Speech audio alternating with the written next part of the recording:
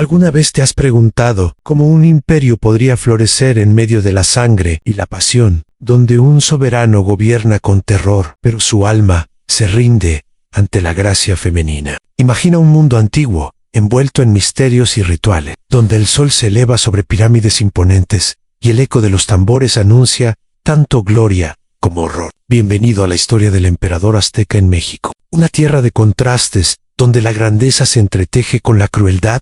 En el corazón de México, donde las montañas se encuentran con valles fértiles, se erigió el vasto imperio azteca, conocido como el Triple Alianza. Tenochtitlan, la joya flotante sobre el lago Texcoco, era el centro de este dominio, una ciudad de canales, templos y mercados bulliciosos. Aquí reinaba Moctezuma II, el noveno Tlatoani, o emperador, un hombre de linaje divino, descendiente de los dioses mismos. Nacido alrededor de 1466, Moctezuma ascendió al trono en 1502, heredando un imperio que se extendía desde el Golfo de México hasta el Pacífico. Conquistado mediante guerras incesantes y tributos implacables, Moctezuma era un líder visionario, pero su reinado estaba marcado por una opresión feroz hacia sus súbditos. Los aztecas creían en la necesidad de alimentar a los dioses con sangre humana para mantener el equilibrio cósmico. Bajo su mandato, los sacrificios humanos se intensificaron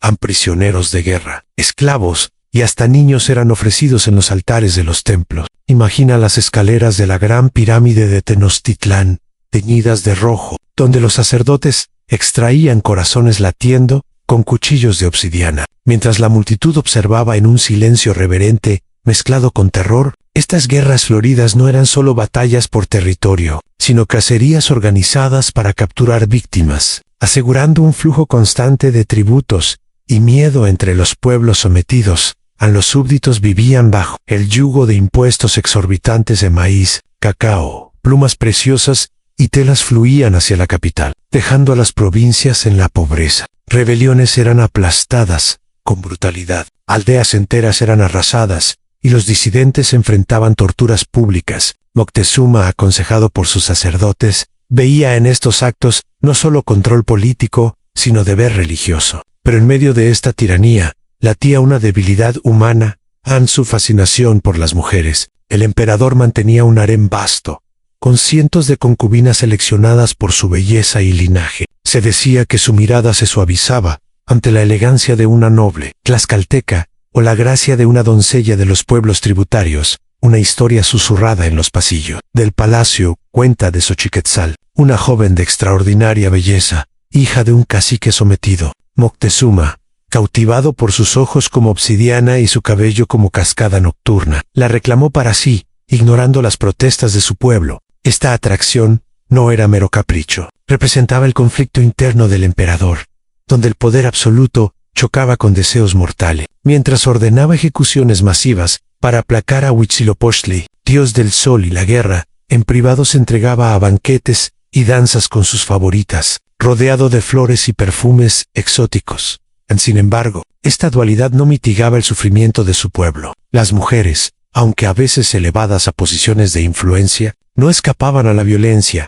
Muchas eran sacrificadas en rituales dedicados a diosas como Coatlicue, o forzadas a matrimonios políticos que sellaban alianzas sangrientas. Moctezuma edictos demandaban lealtad absoluta, y cualquier traición, real o percibida, resultaba en castigos horrendos. Pueblos enteros temblaban ante los mensajeros imperiales, sabiendo que el rechazo de tributos podía significar la destrucción. La opresión se extendía a todos los rincones del imperio. En las provincias lejanas, como las de los mixtecos o zapotecas, los recaudadores aztecas llegaban con ejércitos, exigiendo no solo bienes materiales, sino también jóvenes para el servicio militar o los templos. Historias de aldeas quemadas y familias separadas circulaban como advertencias. Moctezuma, desde su palacio adornado con oro y jade, ignoraba el resentimiento creciente, confiando en sus augurios y profecías, pero su pasión por las mujeres lo humanizaba en relatos populares. Se cuenta que una vez,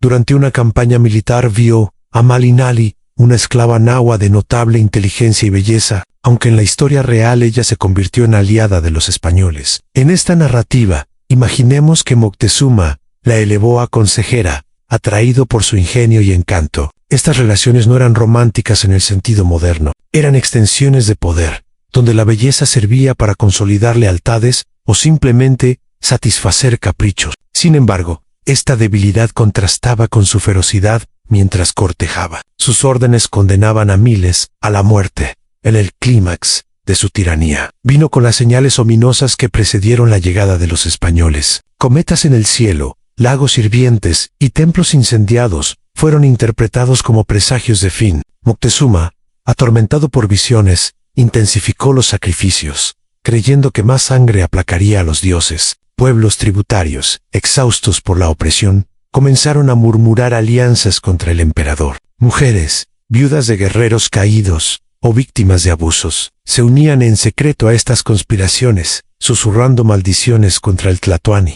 Finalmente, la llegada de Hernán Cortés, en 1519, selló el destino. Moctezuma, confundido por profecías que lo veían como el dios Quetzalcóatl, recibió a los extraños con hospitalidad, solo para ser tomado prisionero. Su imperio, construido sobre terror y devoción, se desmoronó en medio de masacres y traiciones. Durante el asedio de Tenochtitlan, la ciudad se convirtió en un infierno en canales llenos de cuerpos, puentes destruidos y hambre rampante. Moctezuma murió en 1520, posiblemente apedreado por su propio pueblo, un final irónico para un gobernante que había infundido tanto miedo. Esta es la saga de Moctezuma II en México, un emperador cuya grandeza se tiñó de sangre y cuya pasión por las mujeres no pudo redimir su legado de atrocidad. Un recordatorio de cómo el poder absoluto corrompe y cómo incluso los dioses mortales caen ante la rueda del destino. ¿Qué lecciones nos deja esta historia antigua para nuestro mundo moderno?